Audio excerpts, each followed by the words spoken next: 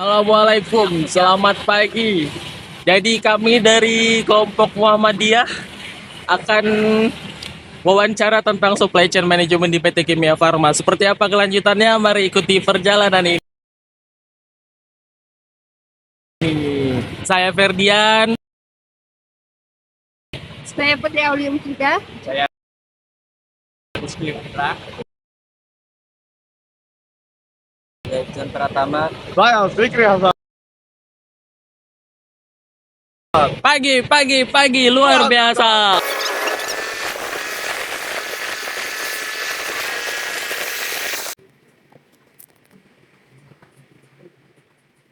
Kami bertujuan di sini untuk merampungkan proyek SDM kami yang dimana kami telah memilih perusahaan ini dan Bapak selagi wawancara. Terima kasih atas kesempatannya ya Pak ya. Ya. Boleh kita langsung Pak sampai ke pertanyaannya. Oke. Pada PT Kimia Farma, apakah Bapak bisa menjelaskan lebih tentang perusahaan secara lebih lanjut dan peran utamanya di industri farmasi Pak? Ya. Makasih ya Pak Adin. Saya kenalan dulu ya. Jadi saya Ismail sebagai kepala cabang di PT Kimia Farma Distributor Pontianak. Ini Pak Zaini, betul Pak Zaini ini penanggung jawab supply chain-nya. Jadi kalau nama supply chain itu kan di logistik kan. Jadi saya bawa tim satu dan saya sendiri. Kalau Kimia Farma ini memang udah berdiri di zaman sebelum kita kemerdekaan ya. Jadi di zaman Belanda dulu namanya ada Chemical Handle Corporation. Habis itu ketika kita sudah merdeka, kita berubah dari nama PT Kimia Farma Bhinneka. Setelah itu berkembang dengan zaman, semuanya berubah jadi Persero. Kimia Farma ini ada banyak bisnisnya, dari manufaktur atau pabrik, terus bisnis apotek kimia farma, terus kimia farma klinik itu pemeriksaan kesehatan, terus kimia farma Sungun itu kimia farma yang bergerak bahan baku, terus kimia farma herbal namanya PT Sil itu dia seperti fitocare itu untuk produk herbal. Jadi kita banyak bisnis. Kalau begitu, bagaimana dengan strategi jangka panjangnya Pak? Dalam mempertahankan dan meningkatkan pangsa pasar di industri farmasi? Ya, kalau strategi, perusahaan punya banyak strategi ya. Tentu yang pertama itu operasional ya. Operasional dalam maksudnya seperti ini. Kita ini kan perusahaan distribusi ya. Distribusi itu pasti banyak fasilitas atau sarana yang diperlukan. Sementara kan di pasar luar itu kan mereka udah canggih semua. Makanya kita strategi jangka panjang adalah operasional berbasis digital. Yang pertama. Yang kedua, transformasi SDM. Kita punya canggih, maksudnya kita punya fasilitas canggih, sarana canggih, tapi kalau SDM-nya nggak mumpuni ya tidak bisa kita lakukan ya. Jadi caranya kita harus menaikkan kualitas SDM-nya sehingga bisa menggunakan fasilitas yang ada. Terus yang seterusnya ya tentu di luar sana juga banyak perusahaan-perusahaan yang pabrik ya. Itu dari sisi bisnisnya tentu kita harus lebih cepat atau lebih cepat prosesnya dalam e-commerce. Kalau untuk selanjutnya, pendekatan perusahaan dalam menghadapi persaingan itu Pak ya, terutama di perusahaan distribusi farmasi lainnya itu bagaimana Pak? Ya, ini. Untuk pendekatan yang dilakukan perusahaan dalam menghadapi persaingan yang sudah cukup meluas, itu dengan memastikan bahwa penyaluran obat dan alat kesehatan dapat menjangkau seluruh Indonesia. Terbukti dari Kimia Farma itu sendiri sudah memiliki 48 cabang di seluruh Indonesia, sehingga dapat menjangkau area-area tertentu, dan di setiap cabang itu bisa menghandle dari beberapa wilayah seperti itu. Sehingga kita memastikan bahwa obat kita sampai, alkes kita sampai seperti itu. Yang mana perusahaan itu didukung juga oleh, seperti yang Bapak sampaikan tadi, oleh SDM yang berkompeten pada bidangnya masing-masing, sehingga memastikan kualitas obat, alat kesehatan yang disalurkan itu dapat disampaikan dengan baik, karena dari supply chain itu sendiri itu kan ada rantai pasok ya, gitu kan. Rantai pasok mulai dari barang itu kita terima sehingga barang itu kita salurkan kepada konsumen, itu adalah keadaan yang baik. Kalau dalam hal distribusinya itu Pak, ada tantangannya apa aja ya Pak? Untuk distribusi itu sendiri ya, tantangan yang kita hadapi di distribusi itu ialah informasi intelijen pasar yang pertama ya, yang mana dalam program pemasaran kita itu ada banyak beragam macam lah istilahnya produk-produk di luar sana yang dapat bersaing dengan kita kan, itu salah satunya. Yang kedua adalah manajemen stok yang kurang optimal, yang mana kita itu tidak memiliki stok, akan tapi di distributor lain itu memiliki stok. Nah, kita persaingannya di situ juga. Kemudian lonjakan transaksi e-commerce seperti yang disampaikan oleh Admal tadi, kita itu persaingannya cukup ketat di situ juga. Untuk obat-obat yang obat bebas terbatas, untuk obat keras kan mereka memang tidak boleh memasarkannya karena harus menggunakan sertifikat. Yang selanjutnya ialah retail, yang mana menuntut kondisi pelayanan yang baik. Persaingannya itu kita harus seperti contohnya pengiriman, kita itu menerapkan di sini one day one service. Untuk yang kelima itu manufaktur dapat menjual langsung ke retail, yang mana kita itu mendistribusikan barang ini kan mulai dari apotek, rumah sakit sampai PBR juga ada. Nah, itu. Yang selanjutnya data stok yang tidak akurat. Kemudian biaya transportasi dan ekspedisi yang semakin meningkat. Kendala kami di pengiriman itu ialah ketika kita mengirim ke luar kota, harusnya menggunakan ekspedisi. Kalau untuk dalam kota itu kita bisa menghandle one day one service, akan tapi untuk luar kota itu kita tidak bisa melakukan hal tersebut. Dan yang terakhir itu ialah margin distribusi yang semakin bertambah. Kalau untuk transportasi dari PT Kimia Farma ini dari internalnya itu sendiri atau ada pakai yang ketiga ya Pak? Kalau untuk luar kota itu kita handle sendiri. Ya, pakai internal kita. Jadi kita itu memfasilitasi pengiriman dengan menggunakan 2 mobil dan 1 motor. Ya, untuk dalam kota. Dan untuk luar kota itu kita pakai pihak ketiga. Artinya bekerja sama dengan ekspedisi.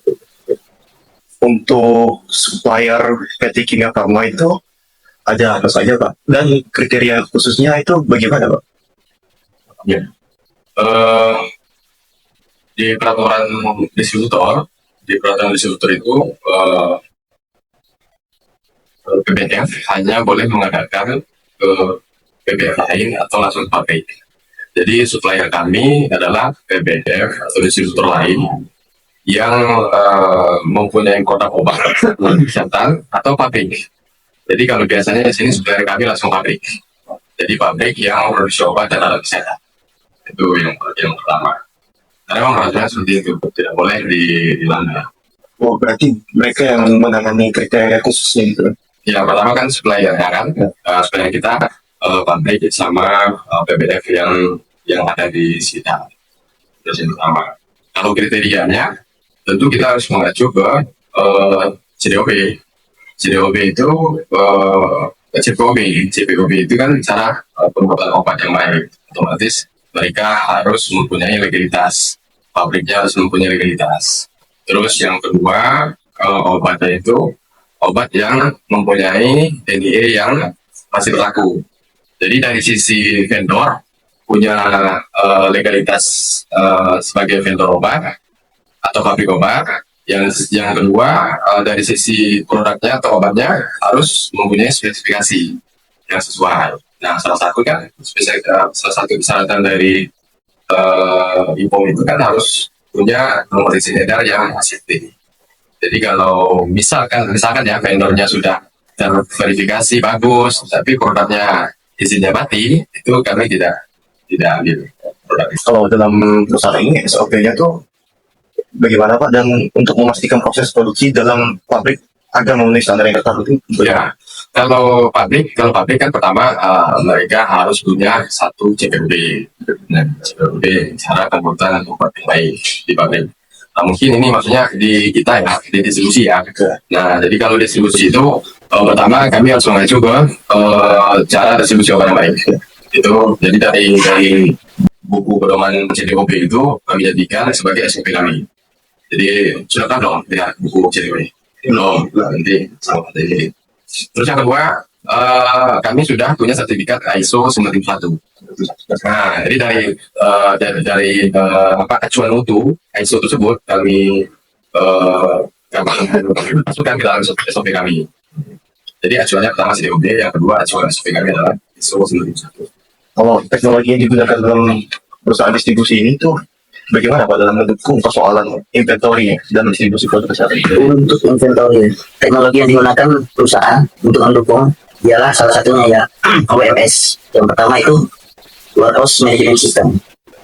Warehouse Management System itu kita gunakan karena di situ meliput stok kita, kapan datangnya dari produsen, sehingga kita input, yang kemudian dia akan menjadi stok by system seperti itu. Dan ketika keluar juga pun itu juga ada datanya di situ. Yang kedua itu TMS, Transportation Management System, yang mana TMS ini kita untuk bagian pengantaran. Dalam hal itu bagian pengantaran. Kita itu menggunakan TMS, yang mana TMS itu pertama kita scan terlebih dahulu sebelum kita antar barang tersebut. Kemudian ketika barang sudah terantar, kita scan kembali untuk memastikan bahwa barang tersebut benar terantar. Yang mana persyaratan untuk scan kedua itu harus ada tanda tangan dan cap untuk penerimaannya seperti itu. Ketika sudah ada tanda tangan dan cap, berarti barang itu sudah diterima dengan baik, sehingga kita dapat scan, yang mana setelah itu diproses bahwa barang tersebut sudah diantar seperti itu. Oke. Ya. Jadi ini maksudnya ketika produk dikirim dari pusat sampai ke cabang kami, itu kami punya teknologi namanya TMS, Transportation Management System. Ketika produk itu sudah ada di inventory di bidang ini, kita pakai WMS. Jadi Warehouse Management System. Ketika barang itu diantar lagi, kami pakai TMS lagi. Itu sederhananya begitu. Kalau dalam perusahaan ini mendistribusikan obatnya itu ke instansi mana saja Kak selain dari dalam gitu, dan bagaimana cara agar selalu dapat memastikan stok tersebut juga? Kami ini kan perusahaan yang basic bisnisnya kan produk kesehatan. Nah, otomatis kami menjual produk yang berhubungan dengan kesehatan. Tentu pelanggan yang berhubungan juga dengan kesehatan. Nah, contoh rumah sakit, apotek, dinas kesehatan, terus kantor pelayanan kesehatan. Jadi intinya semua pelanggan yang bersinggungan dengan kesehatan itu pelanggan kami. Itu yang pertama. Yang kedua, bagaimana caranya? Ya, kita bagaimana cara menjaga stoknya ya. Nah, kita kan ada namanya forecasting. Forecasting itu membuat rencana penjualan. Rencana penjualan maksudnya rencana apa saja produk-produk yang akan dijual. Biasanya forecasting itu kita buat dengan mempertimbangkan penjualan rata-rata 3 bulan. Ada yang 3 bulan, ada yang 6 bulan. Nah, yang katanya seperti ini, contoh. Kalau misalkan produk itu laku dan selama 3 bulan itu total ya, total itu ada 100 karton, otomatis sebulannya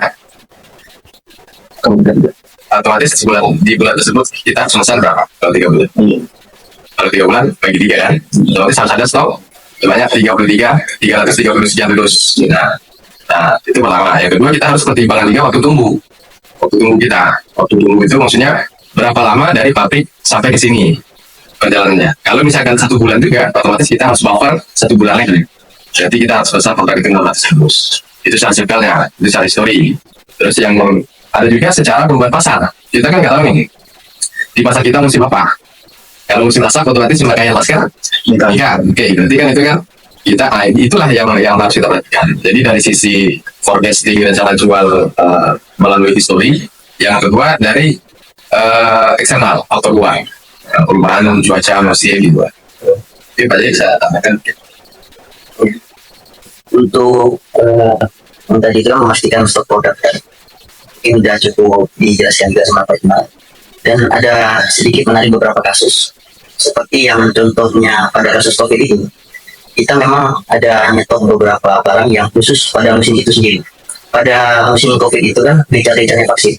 Nah, jadi kita itu harus memanage dari awal vaksin yang mau kita stok berapa, vaksin yang dibutuhkan oleh outlet itu berapa, itu harus kita tentukan secara rinci agar ketersediaan stok itu tidak menipis bahkan kosong gitu. Jadi ketika ada kebutuhan bisa langsung kita layani. Jadi, seperti itu. Baiklah Pak, kita sepertinya sudah menanyakan apa yang kami butuhkan dalam proyek kami. Sepertinya kita tutup saja. Untuk terakhir kalinya saya sampaikan terima kasih sebaik-banyaknya atas kesempatan yang Bapak-Bapak sekalian berikan kepada kami.